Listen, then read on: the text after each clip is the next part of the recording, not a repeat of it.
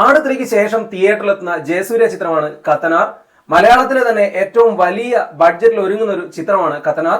2 ഭാഗങ്ങളിലായാണ് കത്തനാർ വരുന്നത്. മങ്കി പെന്നും ഹോമും ഉൾപ്പെടെ സംവിധാനം ചെയ്ത റോജിനാണ് ഈ ചിത്രം സംവിധാനം ചെയ്യുന്നത്. മോഹൻലാലിന്റെ അതിഥി വേഷവും ഈ ചിത്രത്തിലുണ്ട്. കത്തനാറിന്റെ റിലീസ് ഈ വർഷം ജനുവരിയിലായിരുന്നു ആദ്യം പ്രഖ്യാപിച്ചിരുന്നത്. പക്ഷേ പിന്നീട് പല കാരണങ്ങൾ കൊണ്ട് റിലീസ് നീണ്ടുപോവുകയായിരുന്നു. ഇപ്പോഴും ചിത്രത്തിന്റെ റിലീസ് ഡേറ്റ് ഒന്നും പ്രഖ്യാപിച്ചിട്ടില്ല. പക്ഷേ കത്തനാറുമായി ബന്ധപ്പെട്ട ഒരു അപ്ഡേറ്റ് മാർച്ച് 31 വരുന്നുണ്ട്. ഇന്നലെയാണ് അതുമായി ബന്ധപ്പെട്ടിട്ടുള്ള പോസ്റ്റർ റിലീസ് ആയിട്ടുള്ളത്. ഗോകുലം ഗോപാലാണ് ഈ ചിത്രം നിർമ്മിക്കുന്നത്. ജയസൂര്യയെ സംബന്ധിച്ച് ഒരുപാട് കാലത്തെ എഫേർട്ടാണ് ആട് 3ക്കും അതുപോലെ കത്തനാറിനും പിന്നിലുള്ളത്. ഈ 2 സിനിമകളും 2 ഭാഗങ്ങളിലായാണ് വരുന്നത്.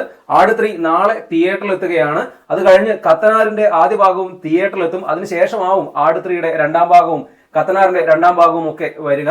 ജയസൂര്യയെ സംബന്ധിച്ച് വളരെ നിർണായകമായ റിലീസുകളാണ് ഈ ചിത്രങ്ങൾ. 2023 ശേഷം ഒരു ജയസൂര്യ ചിത്രം തിയേറ്ററിൽ എത്തുന്നത് ഇപ്പോഴാണ്. ജയസൂര്യക്ക് തിയേറ്ററിൽ ഒരു ക്ലീൻ ഹിറ്റ് കിട്ടിയിട്ടും വർഷങ്ങൾ ഏറെയായി. കത്തനാറിന് വലിയ ഹൈപ്പ് ഉണ്ടാവാൻ പ്രധാന കാരണങ്ങളിൽ ഒന്ന് റോജിന്റെ സംവിധാനമാണ്. മങ്കി പെന്നും ഹോമും ഒക്കെ മലയാളികൾക്ക് അത്രയേറെ പ്രിയപ്പെട്ട ചിത്രങ്ങളാണ്. മറ്റൊരു കാരണം കത്തനാർ എന്ന കഥാപാത്രം എല്ലാ പ്രായത്തിലുള്ള മലയാളി പ്രേക്ഷകർക്കിടയിലും സ്വാധീനം ചെലുത്തുന്ന ഒന്നാണ്. അതിനാൽ തന്നെ അത് സിനിമയിൽ വരുമ്പോൾ കാണാനുള്ള വലിയൊരു ആകാംക്ഷ പ്രേക്ഷകർക്കിടയിലുണ്ട്.